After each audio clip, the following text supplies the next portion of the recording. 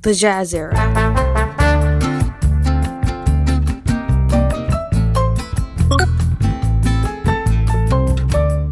When you think of jazz, what do you think of?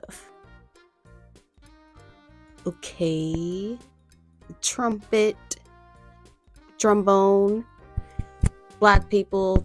Okay, did anybody say the South? No? Okay, well, you should have, because this crap all originated back in the South, all the way in New Orleans. Back in the 19th, 20th century. Okay? You should have known this.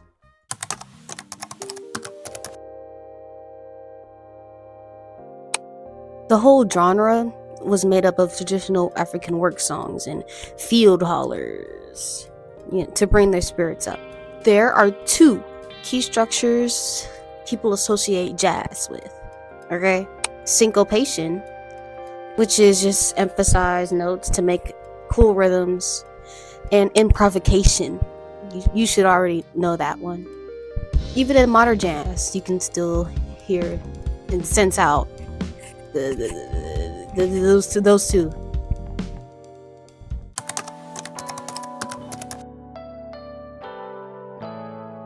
There are many people who have gotten famous because of jazz. There was, of course, Louis Armstrong, Joe King Oliver, Duke Ellington. These guys were so good, they had them people dancing in the nightclubs.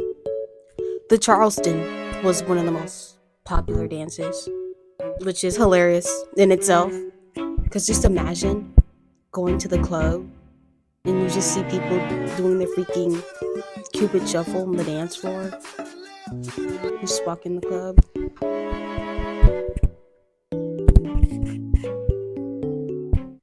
Going back to musicians, we have not forgotten about the ladies, okay? We got Ella Fitzgerald, Billie Holiday, excuse me. Most of you should know who that is, probably heard that name.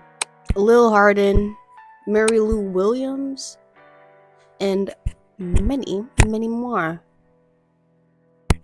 Going back to Mary Lou Williams, she later worked in a style called bebop. You probably heard of that, which eventually grew to swing.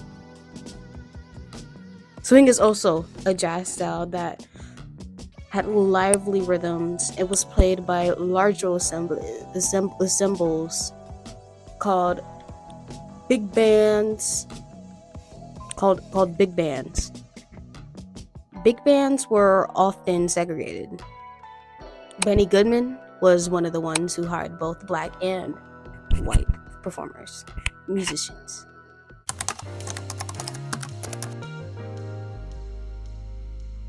The Cotton Club was a white establishment that had African American jazz performers. It was a place full of admiration and disdain, with the Caucasians having mixed feelings about the performers, which is kind of pathetic in itself. It's kind of like those movies where, like, at the end of the movie, like, the guy who was so nonchalant would just start dancing. No? Move on. Okay. Some of the famous people I've mentioned before actually performed at the club. Duke Ellington's orchestra performed as the house band before Cab Calloway took over. Unfortunately, the club had to move locations because of the Harlem riots of 1935. It was never able to regain its former status and was shut down.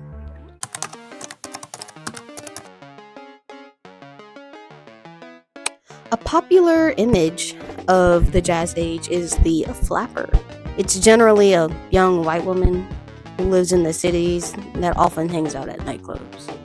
They were a form of rebellion and protests against women independence. They were out here in these clubs drinking and smoking, doing all that boy stuff. Just unladylike behavior.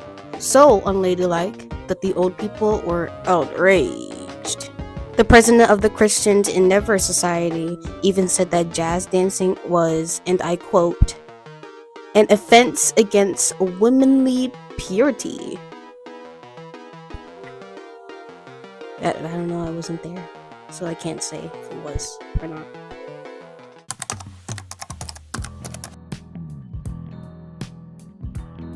Like jazz, the blues blew up in the South and was also made from work songs and field hollers. It started sometime around the Civil War. Blues musicians also migrated up there to the Chicago and other northern cities.